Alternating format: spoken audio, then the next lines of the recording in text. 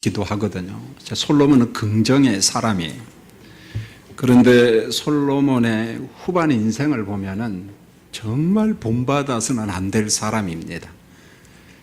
솔로몬을 우리가 종합적으로 보면서 사람이 인간이 어떤 존재인가를 보여주는 대표적인 사람이 솔로몬입니다. 오늘은 굉장히 긍정적인 면을 보려고 합니다. 먼저 솔로몬을 설교하기 전에 우리가 꼭 기억할 것은 그의 아버지 다윗의 인생 후반에 대한 기억을 해야 돼요. 열왕기상 1장 1절에 보면 다윗이 나이가 많아 늙으니 이불을 덮어도 따뜻하지 아니한지라 이렇게 말했어요. 전형적인 노화 연상이 온 거지요. 연세가 많다 보니까 어떤 신체적인 기능이 막 떨어지고 면역 기능이 다 떨어졌습니다. 그래서 이불을 덮어도 따뜻하지 않아요. 아마 지금도 우리 성도님들 중환병 때문에 혹은 연세가 많아서 이렇게 더운데 여름에 수면 양말 신고 사는 사람들이 있습니다. 보면 왜요? 뭔가 좀 혈류가 잘 통하지 않기 때문에 발이 시리다고 이야기해요. 그래서 고생하는 어르신들이 있는 것을 보게 됩니다. 여러분, 다윗도 노년에 그랬어요. 이때 다윗의 나이가 약 70세 정도 되었거든요.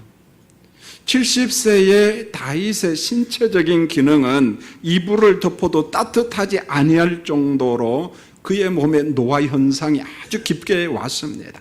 열왕기상 2장 1절에 다윗이 죽을 날이 임박하며 그의 아들 솔로몬에게 명령하여 이르되 내가 이제 세상 모든 사람이 가는 길로 가게 되었노니 너는 힘써 대장부가 되라 이렇게 말합니다. 이 땅에 온 사람들 한 번 다 죽는데 이제 나도 죽을 때가 되었다. 내가 이제 세상 모든 사람의 가는 길로 가게 되었노니 이제 아버지가 여러 명의 아들이 있지만은 특별히 왕권을 계승한 솔로몬에게 유언을 합니다. 아들아, 부자가 되라. 잘 먹고 잘 살아라. 여러분, 그렇게 유언하지 아니하고 너는 힘써 대장부가 되라 이렇게 말합니다. 여러분, 대장부라는 말은 문자적인 의미는 말 그대로 용감한 사람이 되라 그런 말입니다. 그런데 솔로몬에게 적용된 대장부 개념은 단순히 용감한 사람 그런 말이 아니고 하나님의 말씀을 힘써 지켜라. 그리고 그 말씀이 명한 대로 순종하는 사람, 말씀의 대장부가 되라. 순종의 대장부가 되라. 하나님의 사람이 되라. 그런 관점에서 오늘 아버지 다윗이 아들 솔로몬에게 유언을 한 겁니다. 왕상 2장 10절에 다윗이 그 조상들과 함께 누워 다윗성에 장사되니 열왕기상 2장 12절에 이제 솔로몬이 그의 아버지 다윗의 왕 위에 앉으니 왕권을 계승했습니다. 그의 나라가 심히 견고하니라. 여러분, 얼마나 멋진 그림입니까? 아버지도 통치를 잘했어요. 왕권을 계승한 아들이 이어서 통치를 잘하는데 그의 나라가 심히 견고하니라.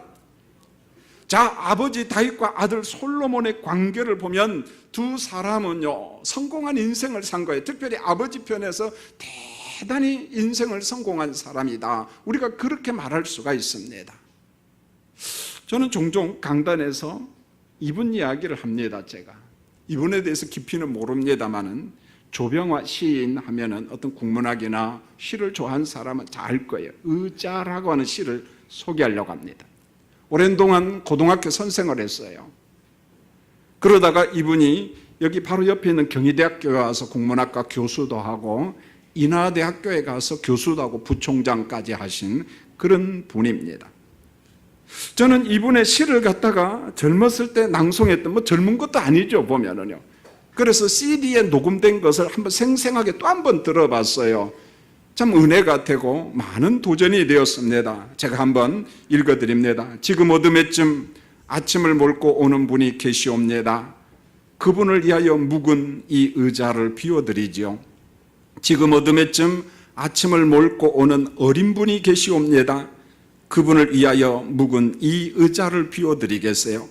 먼 옛날 어느 분이 내게 물려주듯이 지금 어둠에쯤 아침을 몰고 오는 어린 분이 계시옵니다. 그분을 위하여 묵은 이 의자를 비워드리겠습니다. 여러분, 이 시기를 가만히 한번 보세요. 이분이 의도한 내용이 있습니다. 아침을 몰고 오는 어린 분이라고 이야기했는데 여기서 어린 분은 누구냐면 말 그대로 새로운 날이라고 해석해도 되고 새로운 시대, 세대 이렇게 말해도 돼요. 우리 자녀라고 말해도 됩니다. 이분이 의도한 게 뭘까요? 기존의 어른 세대, 자, 기존에 우리 부모님들 기득권을 가지고 뭔가를 했던 어른들이요, 그동안 누렸던 의자에서 내려오라는 거예요. 그 앉았던 의자에서 내려오라. 그게 권력일 수도 있고 왕권일 수도 있고, 이제는 어린 사람들, 우리 자녀들에게, 새로운 세대 사람들에게 그 의자 빈자리를 물려주세요. 여러분, 어른이 멋지다는 게 뭘까요? 내가 물러날 때를 알아야 된다는 거예요. 저와 같은 목회자도요, 목회 잘하다가 마지막 한 2, 3년 동안 지혜롭지 못해서 그의 20년, 30년의 목회가 완전히 엎어지는 것을 보여요. 허물어지는 것을 보게 됩니다. 그게 왜일까요? 욕심이거든요. 노욕입니다. 여러분, 참 이상합니다. 인생을 오래 살고 연세가 많기 때문에 욕심이 없을 것처럼 보이는데 그렇지가 않습니다. 굉장히 욕심이 더 많아요, 보면은요. 여러분, 예배드리는 우리 사랑하는 성도님들, 성령과 십자가를 바라보면서 내 안에 가득 찬 노욕, 욕심을 이렇게 조금씩 내려놓는 그런 은총이 여러분에게 있기를 원합니다. 여러분, 욕심이 있어요. 그래서 우리가 장담을 못해요. 야, 나는 멋지게 은퇴할 것이다. 그런 소리 마. 넌 더 할 거다. 이렇게 말합니다. 그래서 기도하는 거죠. 하나님 도와주세요. 은퇴도 잘하게 해주시고 죽을 때도요, 잘 죽어야 돼요.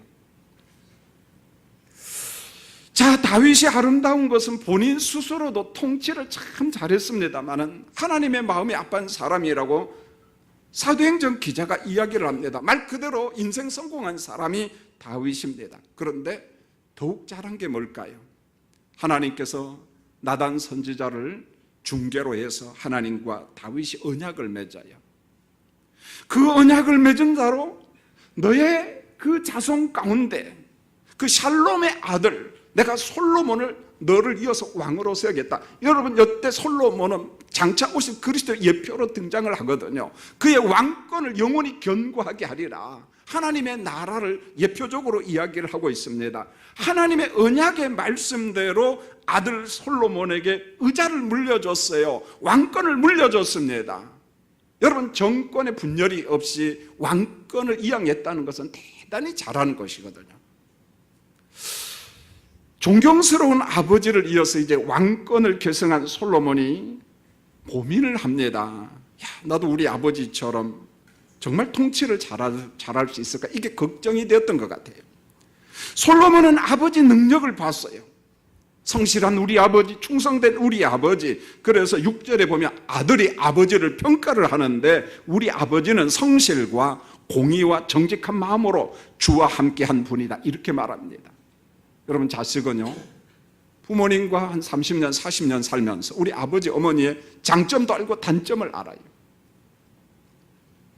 그러나 솔로몬이 아버지의 모습을 보면서, 야, 우리 아버지 보니까 정말 본받고 싶다. 성실했어요. 우리 아버지는 공의로운 사람이었어요. 정직한 아버지였다. 여러분, 이것뿐만 아니라 아버지를 보면서 여호와 하나님이 누군가를 깨달아요. 참 기가 막힌 은혜죠. 우리 부모님들, 대단히 중요한 말씀입니다. 우리 아버지를 보니까, 우리 어머니를 보니까 내가 믿는 하나님이 누군지 난 분명하게 알 것 같다. 솔로몬이 뭐라고 이야기합니까? 하나님의 크신 은총이 항상 아버지와 함께 한 것을 내가 보았다는 거예요. 하나님의 크신 은총이 우리 아버지와 함께 하는 걸 내가 보았다, 간증하고 있습니다. 이렇게 존경스러운 아버지를 이어서 아들 솔로몬이, 부족한 아들 본인이 생각할 때 난 부족한데 왕권을 계승을 했어요. 문제는 솔로몬 자신의 능력을 보니까 정말 내가 아버지처럼 잘할 수 있을까? 이게 고민이 되는 거예요. 그래서 오늘 7절에 뭐라고 이야기합니까? 나의 하나님 여호와여, 주께서 종의 아버지 다윗을 대신하여 왕이 되게 하셨사오나 종은 작은 아이입니다. 나는 작은 아이입니다. 출입을 할 줄 모릅니다. 이렇게 말합니다. 여러분, 솔로몬이 왕권을 계승한 나이가 얼마쯤 되냐면 보통 20살로 봅니다. 자, 나이적으로 보면은 작은 청년이죠. 아주 젊은 청년입니다. 그런데 솔로몬이 뭐라고 고백합니까? 종은 작은 아이에 불과합니다. 출입을 못합니다. 내가 절부지라 그런 말일까요? 난 아무것도 못합니다 그런 말일까요? 여러분, 성경에서 증언하는 솔로몬은 정말 대단한 사람이요. 열왕기상 4장 29절로 34절에 보면은 성경의 기자가 말합니다. 솔로몬은 당대 철학자요, 문학을 하는 사람이었습니다. 식물학을 했어요. 동물에 대해서 전문가였어요. 물고기에 대해서 전문가였습니다. 대단한 사람이었어요. 제가 대학원 다닐 때요, 구약학 교수님 김희보 교수님이라는 분이 계셨어요. 지금 이제 소천에 있습니다. 그분이 그런 강의를 해요. 이 솔로몬이 얼마나 지혜로운 사람이냐면은, 솔로몬 그 당시에 중국의 석학들이 솔로몬의 명 강의를 듣고 싶어서 중국서 예루살렘까지 왔다는 거예요. 그래 학생들이 물어봤어요. 교수님, 성경에 그런 게 어디 있습니까? 그러니까 신님의 땅 등등 근거를 대면서 이거다. 학교에서는 얼마든지 학문적 토론을 할 수는 있습니다. 그러나 그것을 객관화시킬 수 있겠습니까? 그래, 맞다. 너희들의 말도 맞다. 그런데 우리가 교수님의 강의를 들으면서 그렇겠다. 많은 사람들이 솔로몬의 그 지혜로운 강의, 그의 철학, 그의 문학, 그것을 듣고 싶어가지고 왔잖아요. 그 시바의 여왕 같은 사람도 오잖아요. 보면은 와서 깜짝 놀랍니다. 야, 정말 대단한 사람이구나. 이게 솔로몬의 모습이었습니다. 여러분, 작은 아이라는 말은 무조건 어리다 그런 말이 아니에요. 아버지 다윗과 비교할 때 아버지만큼 내가 통치할 능력이 있는가? 자기가 볼 때 없어 보여요. 겸손한 고백입니다. 나는 작은 아이입니다. 난 출입을 못할 정도의 작은 아이입니다. 여러분, 이 당시 장정의 숫자는 보통 130만 명으로 봐요. 어린아이 남녀노소를 다 포함하면 500만 전후로 봅니다. 여러분, 고대 사회의 인구 500만은요 대단합니다. 지금 우리가 대한민국 남쪽에 5천만 명 하니까 이렇게 이야기하는데 천만의 말씀이에요. 어마어마하게 큰 나라입니다. 이렇게 많은 백성들을 우리 아버지처럼 내가 통치를 잘할 수 있을까 고민이 되는 겁니다. 하나님, 나는 작은 아이오니 수요가 많은 이 백성들, 셀 수도 없는 이 백성들, 기록할 수도 없이 이렇게 많은 백성들을 통치하고 내가 재판을 해야 되는데 하나님 좀 도와주세요. 나 하나님을 의존합니다. 하나님 앞에 겸손하게 고백을 하는 겁니다. 여러분, 젊은 지도자 솔로몬이 무엇을 선택했나요? 기도를 통한 지혜 청원이에요. 하나님 앞에 내가 좀 지혜를 주세요. 청원해서 간청했다는 말입니다. 여러분, 구절을 잘 보세요. 백성들을 바르게 재판할 수 있는 듣는 마음을 주시고 백성의 선악을 분별하는 능력을 주시라고 간청했습니다. 먼저 하나님, 내가 사람들의 말을 좀 잘 듣도록 내게 좀 은혜를 주세요. 여러분의 귀는 어떠합니까? 여러분의 마음은 어때요? 남의 말을 귀담아 잘 듣나요? 듣지 않고 귀를 닫고 사는 사람이 있나요? 정말 지혜로운 사람은 말을 먼저 하는 것이 아니라 들어요. 잘 듣습니다. 그러고 난 다음에 판단하는 거예요. 그러고 난 다음에 분별하는 능력이 있는 겁니다. 먼저 내가 잘 듣도록 하나님 내게 좀 은혜를 주세요. 자, 그리고 4절에 잘 보세요. 이에 왕이 제사하러 기브온에 가니 거기는 산당이 큼이라 솔로몬이 그 제단에 1000번제를 드렸다. 여기 보니까 기브온 산당 기사가 나오고 1000번제 이야기가 나와요. 자, 4절은 설명을 잘 할 테니까요 귀담아 들어야 됩니다. 어릴 때부터 믿음 생활하신 분들은 이 말을 전통적인 생각을 가지고 있는 사람들이 있을 텐데요, 오늘 제 설교를 들으면서 좀 고칠 건 좀 교정했으면 좋겠습니다. 한번 잘 들어보십시오. 여러분, 솔로몬이 기브온 산당에서 1000번제를 드릴 때는요 예루살렘 성전이 완공이 되지 않았어요. 여러분, 앞에 읽지 않았습니다. 2절을 보면은 그때까지 여호와의 이름을 위하여 성전을 아직 건축하지 아니했다 이렇게 말했어요. 이 말은 성전 건축 아예 시작하지 않았다 그런 말이 아니라 공사는 시작이 되었는데 완공되지 않았다는 거예요. 지금 건축 중이다 이런 말입니다.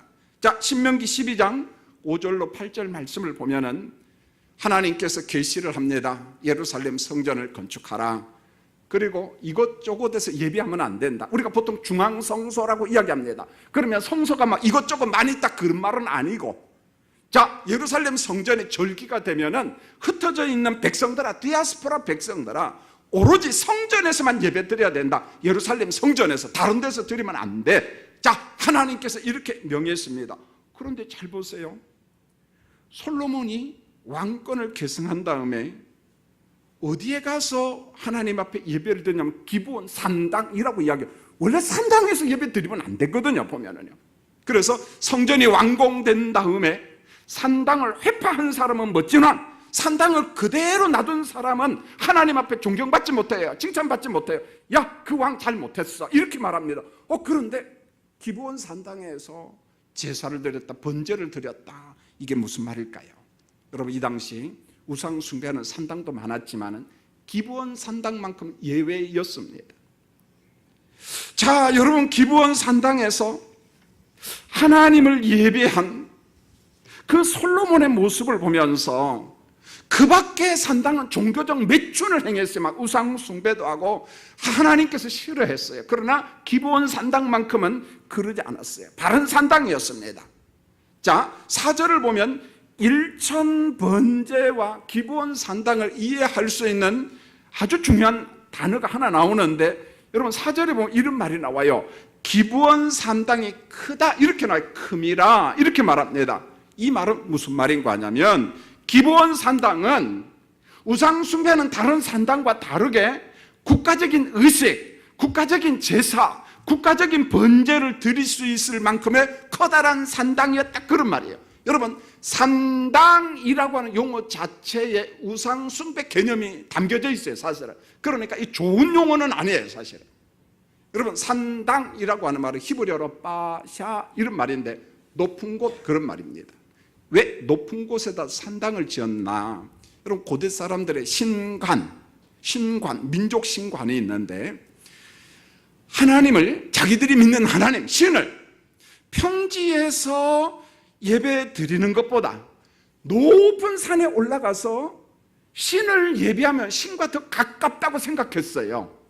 그래서 사람들이 산당을 만들 때 평지에다 만들지 않고 자기 동네에서 가장 높은 산에다가 산당을 만들어요. 특별히 상수리 나무가 있으면 더 좋아요. 왜요? 상수리 나무는 풍요 개념으로 우상 숭배 개념이, 다복, 다신 개념이 상수리 나무 거기에 있거든요. 그래서 상수리 나무가 많고 그 밑에 산당이 있었어요. 그러면은 그 높은 산당에서 빠져 내가 하나님을 예비하면, 우리 신에게 예비하면 우리에게 복 준다, 그런 우상 숭배 개념이 있어요. 산당 개념 자체 안에 우상 숭배 개념이 있는 거야. 하나님께서 산당을 없애버려라. 자, 그렇게 이야기를 한 겁니다.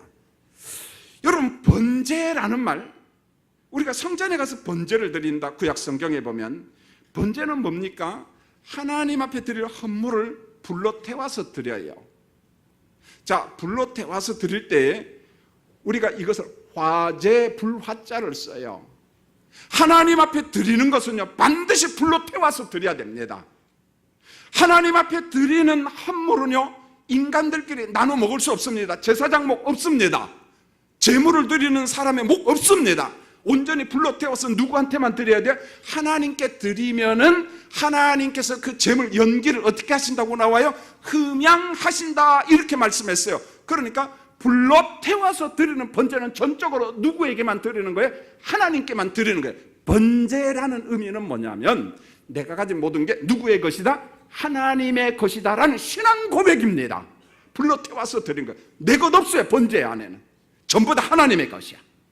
모든 것이 하나님의 것입니다. 하나님 앞에 드립니다. 하나님 감사합니다. 여러분, 번제, 화제가 주는 의미가 바로 이겁니다. 오늘 예배하는 성도님들, 이게 잘 안 되지만은 성령과 그리스도의 십자가 안에서 우리는 인정하고 고백해야 돼요. 우리는 살아있는 산재물, 번제물이에요. 내 것은 모두 다 하나님의 것입니다. 우리가 이걸 인정해야 돼. 쉽지 않아요, 사실은요. 그러나 성령 안에서 우리가 고백할 수 있어야만이 됩니다. 자, 그러면 솔로몬이 드린 일천 번제를 어떻게 해석할까요? 천번의 번제라는 뜻인가? 1000마리 번제물 짐승을 드렸다는 말인가? 하루에 한 번씩 1000일간 솔로몬이 번제를 드렸다는 말일까? 1000번제, 1000번제 하니까 이 세 번째에 고민이 될 거예요. 솔로몬이라고 하는 사람이 하루에 번제물 한 마리씩 1000일간 이거 번제물을 드린 것 아닌가? 왜요? 교인들 가운데 1000번제 헌금하는 사람이 있습니다. 대단한 사람이에요. 그런데 저는 1000번제 헌금을 긍정적으로 보기도 하고 부정적으로 보기도 해요. 긍정으로 보는 것은 정말 감사해서 1000번의 헌금을 드린다. 그럼 10,000번 드려도 상관이 없어요. 아니 10만만 드려도 됩니다. 그러나 조건부로 내가 이렇게 1000번 드렸으니까 하나님도 이것 좀 해주셔야만이 됩니다. 그럴 사람은요 1000번째 헌금 드리지 마세요, 여러분. 내가 받은 게 은혜고 모든 게 전적인 은혜입니다. 내가 가진 게 하나님의 것입니다. 그러니까 내가 다 드립니다. 이 마음이라면 상관이 없어요. 1000번이 아니라 10,000번, 100,000번 드려도 아주 잘한 거예요. 그러나 조건부로 하나님 앞에 뭔가 주시옵소서, 그런 개념으로, 그런 헌금은 별로 의미가 없다고 봅니다. 여러분, 솔로몬이 1000번째 혼자서 드린 건가? 1000일 동안 1000마리 번제물을 드렸는가? 자, 이것에 대한 해석이 역대하 1장 2절로 6절에 보면 이제 정답이 나오는데요. 자, 솔로몬의 1000번제는 혼자 드린 번제가 아니에요, 여러분. 국가적인 의식이고 국가적인 행사를 지금 하고 있는 겁니다. 여러분, 솔로몬 왕은 기브온 산당에서 번제를 드릴 때 혼자 간 것이 아니라 천부장을 데리고 갔어요. 백부장, 재판관, 방백, 족장들 함께 갔습니다. 무슨 말이냐면은 이번 절기 때 번제를 드리는 것은 회중들과 언약 백성들이 함께 1000번제를 그리고 1000마리의 희생 제물을 하나님 앞에 함께 드린 거예요. 함께. 솔로몬 혼자가 1000마리 드리고 1000일 동안 드렸다, 그런 말이 아니요. 혹시 그런 생각을 하고 있었다면 좀 교정하시기 바랍니다. 괜찮아요. 목회자가 거짓말 설교 안 하니까. 여러분, 1000번제라는 말은 하루에 한 마리씩 짐승을 드리는 번제가 아니라 왕이 관료들과 언약 백성들과 함께 최소 7일에서 많게는 8일까지. 왜요? 우리가 절기를 지킬 때 보통 일주일 절기를 지키고 8일째는 무슨 날로 지킵니까? 거룩한 대성회로 지키는 거예요. 그러니까 절기 지킬 때 짧게는 7일 그리고 보통 8일입니다. 그러니까 지금 이 절기는요 7, 8일 지키는 절기를 지키고 있는 거예요, 보면은. 그래서 7, 8일 동안엔 가장 큰 기브온 산당에서 백성들이 함께 모여서 동시에 찍은 번제를 하나님 앞에 드리고 있는 것입니다. 큰 산당, 크다라고 하는 말은 대규모 번제를 드렸다, 그런 말이에요. 대규모 번제를 드렸다. 자, 이렇게 솔로몬이 백성들과 더불어 번제를 드리는 어느 날 밤에 꿈을 꿉니다. 5절을 잘 보세요. 밤에 여호와께서 솔로몬의 꿈에 나타나시니라. 그 다음 말씀이 참 은혜가 돼요. 하나님이 이르시되 내가 내게 무엇을 줄고 너는 구하라. 여러분도 이런 시간이 오기를 바랍니다. 자, 아멘한 사람을 제가 어떻게 봐야 될지. 저도 이런 시간이 오면 좋겠어요. 그럼 하나님 앞에 리스트를 작성해서 이것도 주고 저것도 주고 이것도 주고 막 그러고 싶은데 솔로몬은 정말 특별한 상황이었어요. 여러분, 하나님께서 특별한 모르겠어요. 이렇게 하지 않아요. 우리가 이미 계시된 말씀 66권이 있기 때문에 그 말씀에 하나님의 약속하신 축복이 다 있어요. 하나님이 주셨어요, 여러분이. 할렐루야. 예, 이건 하면 안 하려고 하는 사람들이 있네. 예, 이미 주셨다고 성경 말씀에 보면. 여러분, 여기에서 꿈은 일반적 꿈이 아니에요. 어젯밤에 꿈꾸고 온 사람 계시받은 게 아니야. 그냥 영화 한 편 보고 온 거예요, 여러분요. 그거 자꾸 자랑하지 마세요. 그냥 그거에 지배받지 마시기 바랍니다. 솔로몬이 꿈을 꿨다는 말은 계시 전달 수단, 도구로서 꿈이지 우리 개념의 꿈이 아니라는 거예요. 하나님의 계시 사건이에요, 계시 사건. 자, 솔로몬의 간구 내용을 잘 보세요. 11절. 솔로몬은 자기를 위하여 장수를 구하지 않았습니다. 오래 사는 거, 부도 구하지 않았어요. 원수의 생명을 멸하는 기도도 하지 않았습니다. 하나님 내게 송사를 듣고 분별하는 지혜를 주시옵소서. 내가 우리 아버지처럼 정말 통치를 잘하는 사람 되게 해주세요. 장수? 그건 지금 생각할 겨를이 없습니다. 나 이미 부자입니다. 원수의 생명을 멸하는 거 아니요. 지금은 이 백성을 지혜롭게 통치할 수 있는 지혜를 내게 좀 주세요. 하나님 지금 필요한 것은 이 백성들을 바르게 통치하는 것입니다. 바르게 통치하는 것입니다.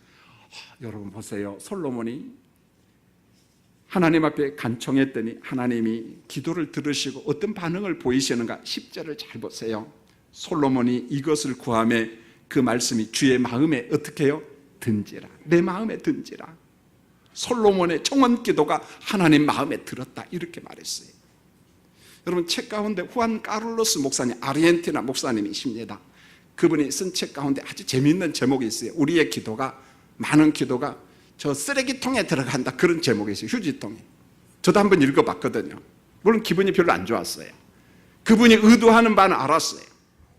자, 하나님 마음에 합한 기도가 뭐냐? 그걸 가르치려고 했던 거예요. 그런데 우리의 기도가 지나치게 욕심이고 이기주의고 그런 기도는 아무리 기도해도 하나님 응답하지 않는다. 휴지통에 들어간다, 쓰레기통에 들어간다 그런 말이에요. 한편으로는 야, 당신만 잘났나? 이런 생각도 했습니다. 여러분의 기도가 휴지통에 들어갈까요? 하나님이 응답하실까요? 하나님이 응답하십니다. 할렐루야. 예, 절대 휴지통에 안 들어가. 걱정하지 마시기 바랍니다. 그분의 생각일 뿐이에요. 솔로몬이 기도했더니 구함에 그 말씀이 주의 마음에 든지라 합한지라. 그리고 12절을 보세요. 기뻐하시는 하나님의 응답이 나오는데 내가 내 말대로 하여 내게 지혜롭고 총명한 마음을 주노니, 너에게 지혜를 주노니. 13절을 보세요. 내가 구하지 아니한 부귀와 영광도 내게 주노니 이렇게 말합니다. 하나님 마음에 합하면은요 구하지 아니한 것도 주셔요. 여러분 예수님께서 씨 뿌림의 비유를 통해서 말씀하시잖아요.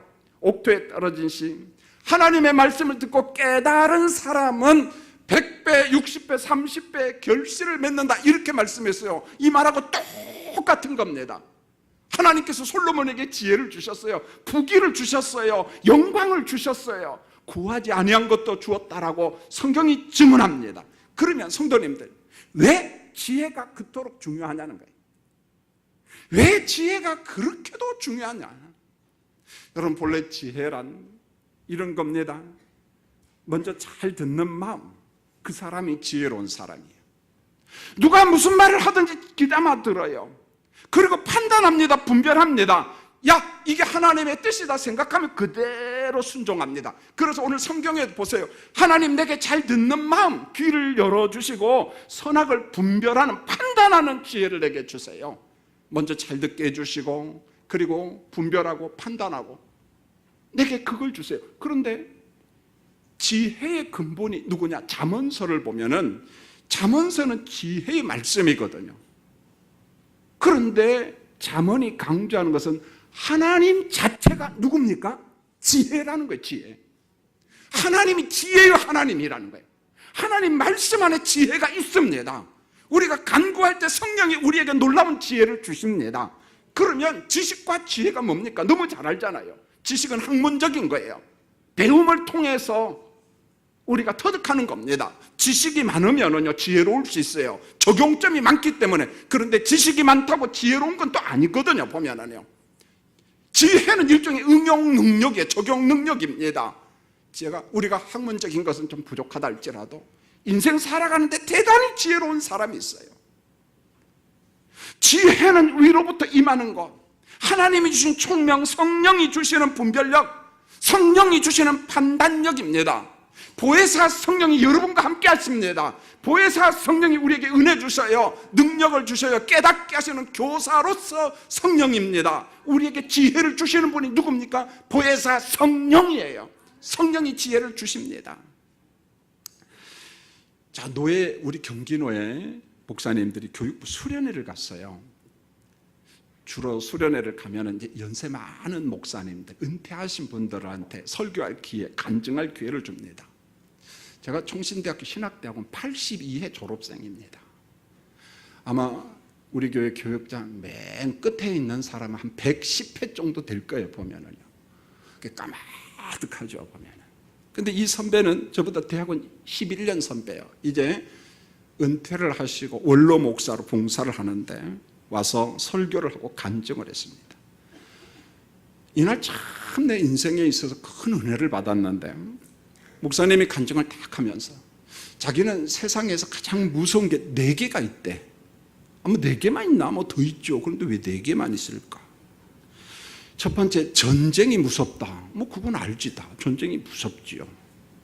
두 번째로 전염병이 무섭다. 한번 전염병이 오면은 난리 나잖아요. 요즘에 조금 달걀 먹을만한데 왜 또 뭐 살충제 사건이 나가지고 저는 또 달걀 무척 많이 먹었거든요. 야, 이거 어디로 갔냐 살충제야. 뭐 이런 생각이 들어요 보면은요. 제가 얼마나 착하냐면은 구역교사들 수고했다고 우리 김삼수 목사님이 포천에 그 집 가니까 달걀이 왕달걀이야. 제가 30몇 판 사다가 또 선물했잖아요. 그때 너무 기쁘다고 카톡도 오고 막 문자도 왔어요. 그런데 원망의 문자는 안 와요. 살충제 달걀인지 아닌지 제가 몰라.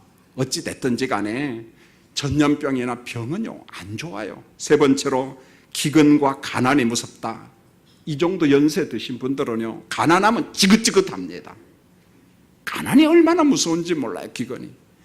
네 번째가 궁금하다. 이제 네 번째는 뭐냐? 나올 거 다 나온 것 같아. 근데 뜬금없이 선배 목사님 간증에 의거했어요. 자기에게 네 번째로 무서운 것은 내 아내다 이렇게 말해요. 자기 아내가 너무 무서웠다는 거야. 자기는 충청도 사람이고 충청남도 사람이고 아내는 부산 사람인데 부산 사람도 절대 오해하지 마세요. 부산 사람이 다 무섭다 그게 아니고 우리 아내가 부산 사람인데 너무 까칠하고 너무 딱딱하고 그래서 살면서 기도를 많이 했대. 하나님 왜 하필이면 나는 여복이 없습니까? 아내복이 없다. 노예 오면은 어느 목사님 사모는 이쁘기도 하는데 내 아내는 이쁜 것도 아니고 성품은 까칠하고 왜 이렇게 딱딱한 사람을 줬는가. 그래서 원망도 해보고 그랬다는 거예요. 우리가 그 말을 들을 때 반대다 그랬지. 충청도 사람이 더 까칠하다. 그분이 좀 까칠해요. 근데 진짜 사모가 까칠해요. 우리 목사님들을 참 후배들을 좀 목사님 대화 좀 합시다 그러면은 예 사모님 알았습니다. 내가 바빠요. 얼른 도망가요. 잡히면 난리나. 보면은 막 이야기 저 이야기 들어야 되니까. 시를 전공을 해서 글을 정말 잘 써요. 대학교에 가서 강의도 하고. 근데 까칠한 건 사실이야. 그 다음에 간증이 참 은혜로워요. 이 무서운 네 번째 아내를 내가 어떻게 무서움을 극복했는가 자기 사모 옆에 딱 앉혀놓고 간증을 해요. 보면 솔로몬의 지혜로 극복했다고 해요. 무슨 또 솔로몬이 거기까지 개입이 돼. 그 깔깔깔 웃었죠. 알고 보니까 자기 인생 간증이에요. 인생 간증이었어요. 까칠한 아내의 성품 때문에 딱딱한 인격 때문에 참 불편하고 힘들었지만은 그러나 솔로몬이 하나님 앞에 지혜를 구한 것처럼 나도 지혜를 구했다는 거예요. 하나님 이 까칠한 아내와 어떻게 살면 좋겠습니까? 이 무서운 아내와 어떻게 살면 좋겠습니까? 그랬더니요 마음이 너그러워지면서 아내에 대한 지혜가 생기더라는 게 연구를 했다는 거예요. 이 까칠한 아내는 어느 때 좋아하고 딱딱한 아내는 뭐 할 때 좋아하고 좋은 것 해주는데 안 좋아할 여자가 있습니까? 아내가 있습니까? 그렇죠. 여자 성도님들이요. 영 아닌 것만 하니까 밉지. 그러니까 왜 눈 떴냐 하는 거지요. 여러분요. 뭔 말인지 아시죠? 왜 눈 떴어? 왜 눈 떴느냐는 거예요. 빨리 하나님 품에 가야지 왜 눈 떴어 이 말이에요. 연세 7, 80 되신 분들은요 눈 뜰 때도 조심해서 떼야 돼요. 근데 까칠하고 이 말은 부부싸움 많이 했다는 말이거든요. 부부싸움 안 한 사람 어디 있겠어요. 근데 유달리 좀 많이 했던 것 같아요. 그런데 어느 날부터 지혜롭게 아내를 섬기고 아내가 좋아하고 기뻐하는 걸 하니까 아내가 그렇게 좋아하더라는 거예요. 그렇게 좋아하더라는 거예요. 그러면서 목사님이 그런 간증을 해요. 나는 아내가 무서웠지만은 그러나 솔로몬의 지혜를 통해서 결혼 40년 이상을 잘 살고 이제 목회도 은퇴하고 행복하게 삽니다. 이 말은 아내가 까칠하다 그런 말도 있지만 세상이 까칠하다는 거예요. 여러분 세상이 여러분을 환영하고 어서 오세요 반기는 세상입니까? 얼마나 까칠해요. 얼마나 딱딱합니까? 그런 세상을 70년 80년 산다는 게 쉽지가 않거든요. 그런데 나는 지혜로 극복했다는 말이에요. 지혜로 극복했다. 제가 이 다음에 그분 모시고 와서 간증 그대로 하라고 할 테니까 어느 분, 이분이 와서 간증한다고 다 오십시오. 보면은요 어떻게 까칠한 세상을 극복했냐 그 말이에요. 왜 하나님께서 지혜를 구하라고 했는가? 왜 솔로몬이 지혜를 구했는가? 이 까칠한 세상, 딱딱한 세상, 재난이 많고 난관이 많은 이 세상을 뚫고 나가는 방법이 뭐밖에 없는 지혜밖에 없다는 거예요. 하나님의 지혜. 솔로몬이 그 지혜를 구한 겁니다. 여러분 세상 산다는 게 만만치 않잖아요. 얼마나 까칠한지 몰라요. 사랑하는 성도님들, 여러분의 지혜, 여러분의 능력 한계가 있어요. 아무쪼록 하나님이 주신 지혜로 이 까칠한 세상을 능히 극복하고 재난과 난관을 극복하는 우리 성도들이 되시기를 예수님의 이름으로 축원을 드립니다. 기도하겠습니다. 하나님, 우리가 사는 세상이 정말 까칠하고 딱딱하고 벅찰 때가 참 많아요. 솔로몬에게 지혜를 주신 것처럼 우리 성도님들 한 사람 한 사람 가정의 어려운 환경과 일터의 어려운 환경을 전부 다 극복해 나갈 수 있는 재난과 난관을 극복할 수 있는 지혜를 허락해 주시옵소서. 예수님의 이름으로 기도합니다. 아멘.